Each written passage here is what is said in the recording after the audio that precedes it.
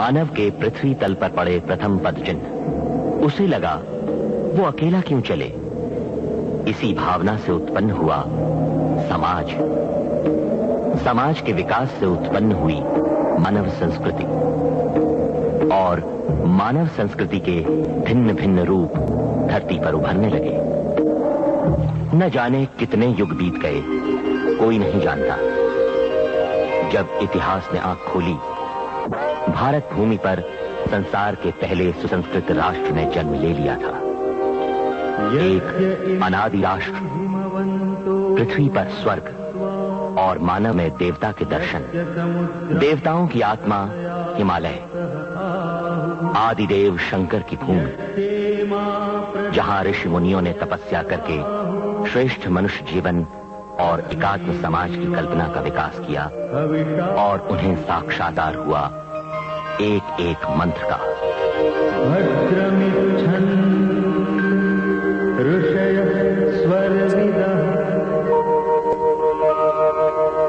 जितनी ऋषियों की प्रतिभा, उतना ही व्यापक राष्ट्र का विस्तार।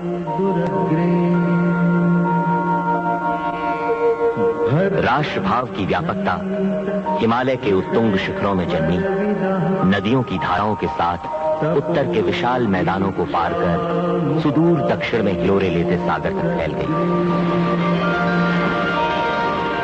अनेक विविधताओं से भरी इस भूमि पर समान संस्कार और समान जीवन मूल्यों को अटूट धागे में बांधने का अद्भुत चमत्कार कर दिखाया उन तपस्वियों ने।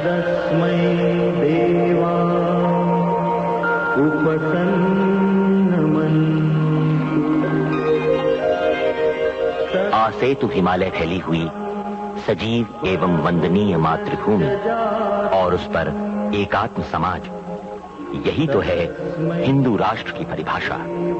मानव को सुख, शांति, समृद्धि और देवत्व की ओर ले जाने वाला राष्ट्र जीवन।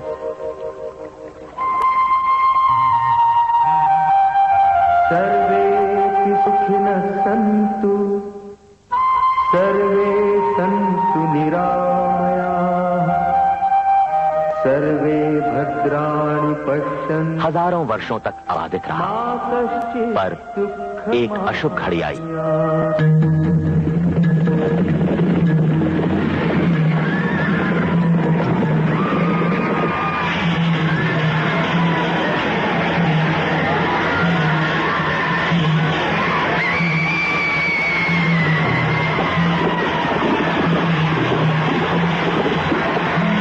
पश्चिमोत्तर दिशा से घाटी पार कर स्थल मार्ग से एक पाश्विक आक्रमण हुआ।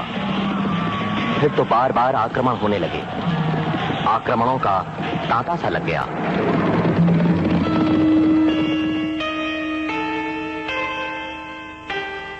इस्लामी आक्रमणों ने तो धर्म, संस्कृति एवं समाज के अस्तित्व को ही संकट में डाल दिया।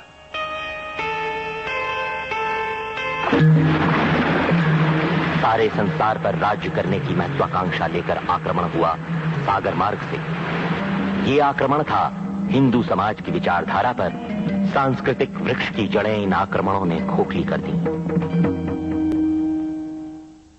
अंधकार, अंधकार, अंधकार।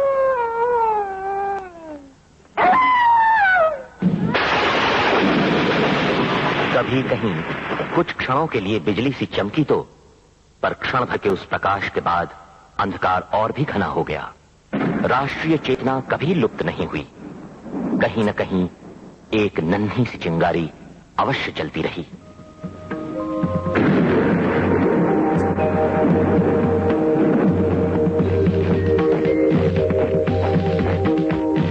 ऐसी ही एक चिंगारी राष्ट्रीय स्वयंसेवक संघ।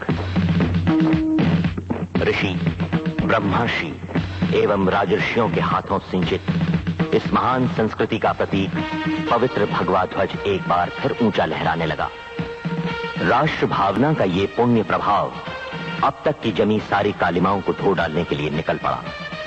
परंतु इस संघ के सामने था परिस्थिति का कठिन आह्वान।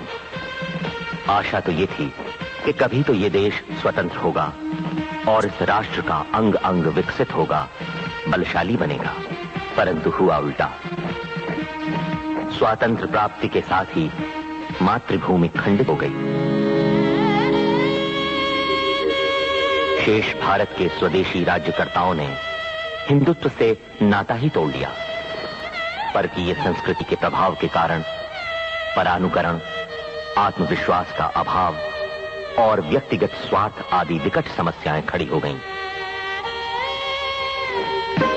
एक चुनौती थी लोक जीवन को एक नया आधार देने की। राष्ट्रीयता का मंत्र सारे समाज में पहुंचाकर संघ को समाजव्यापी बनाने की। संघ ने स्वतंत्रता के पश्चात राष्ट्र निर्माण का सर्वांगीण प्रयोग प्रारंभ किया। धर्म के नाम पर समाज में बहुत सी मिथ्या कल्पनाओं और कुप्रथाओं जैसे छुआछूत, ऊंच नीच का भेदभाव आदि को नष्ट करने, हिंदुओं के धर्मांतरण को रोकने, हमारे मठ मंदिर और तीर्थ स्थानों आदि के पावित्र्य को पुनः प्रस्थापित करने, धर्म गुरुओं को समाज के दुख सुख में समरस होकर उनकी सेवा में लगाने के लिए जन्म लिया विश्व हिंदू परिषद ने। तरुण विद्यार्थियों में राष्ट्रीय चेतना जागृत करने के लिए कटिबद्ध हुई अखिल भारतीय विद्यार्थी परिषद। देश में सच्ची ज्ञान साधना हो, शिक्षा संस्थाएं, शिक्षक, विद्यार्थी और पालक सब एक ही परिवार के घटक हैं। इस भारतीय कल्पना का साक्षात्कार किया है इस संस्था ने।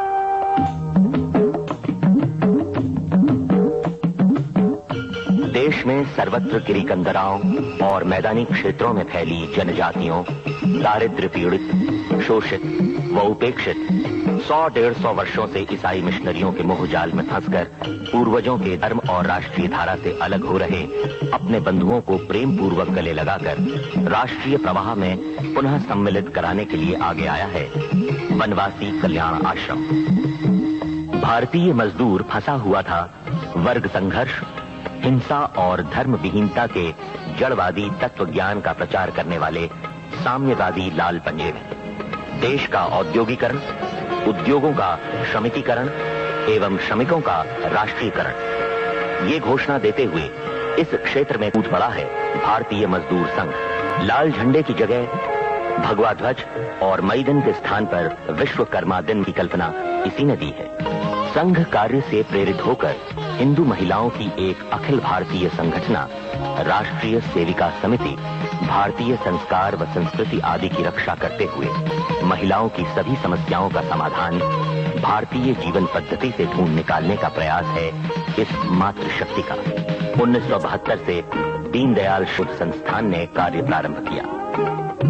अर्थशास्त्र, समाजशास्त्र, नागरिक शास्त्र, इन सभी में मूलभूत संशोधन कर उसे प्रत्यक्ष कार्य में प्रयोग करना इस संस्था का मुख्य उद्देश्य है। राष्ट्रीय स्वयंसेवक संघ ने राजनीति को सदा जीवन का एक भाग माना है। सत्ता की राजनीति से संघ सदैव दूर रहा है। प्रखर राष्ट्रीयता पर आधारित सुसंस्कृत राजनीतिक दल में संघ के स्वयंसेवक सक्रिय भाग लेते हैं। स्वामी विवेकानंद आज के युग में हिंदू धर्म की विजय ध्वजा संसार में लहराने वाले तेजस्वी सन्यासी। स्वामी जी ने विदेश यात्रा से पूर्व कन्याकुमारी में जिस चट्टान पर बैठकर ज्ञान प्राप्त किया और ध्येय मार्ग का साक्षात्कार किया, संघ की प्रेरणा से उसी स्थान पर स्वयं सेवकों ने अथक परिश्रम से एक भव्य स्वामी विवेकानंद शिला स्मारक का निर्माण किया। राष्ट्रीय स्वयंसेवक संघ का हिंदू संगठन का कार्य और विचार केवल भारत तक ही सीमित नहीं रहा। सारे संसार में जहां जहां संघ के स्वयंसेवक गए, वहीं संघ की विचारधारा पहुंची और हिंदू संगठन का कार्य प्रारंभ हो गया। इससे विदेशों में बसे हिंदुओं को हिंदू संस्कृति और धर्म का स्वाभिमान जीवित रखने की प्रेरणा मिल रही है।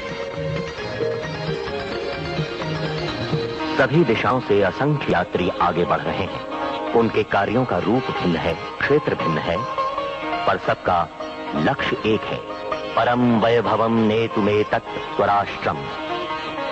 यही है संघ व समस्त हिंदू समाज का एक रूप। एक दृष्टा महापुरुष ने ये स्वप्न देखा। उसने घोषित किया कि संघ एक पावर हाउस है, विद्युत शक्ति का निर्मित केंद्र है। यहां से निकलने वाली शक्ति राष्ट्र जीवन के प्रत्येक क्षेत्र को प्रकाशमय कर देगी। राष्ट्र का अंग प्रत्यंग बलशाली होगा। 100 वर्ष पूर्व जन्मे इस महापुरुष की पावन स्मृति में आज संपूर्ण राष्ट्र कृतज्ञ है, कृतार्थ है। राष्ट्रीय स्वयंसेवक संघ के जन्मदाता, एकात्म राष्ट्र जीवन की गंगा प्रवाहित करने वाले भगीरथ डॉक्टर केशव बलिराम हेडगेवार, एक कर्मठ वैरागी, क्रियाशीलता का उच्च आदर्श, हिंदुत्व प्रेम के अगाध सागर।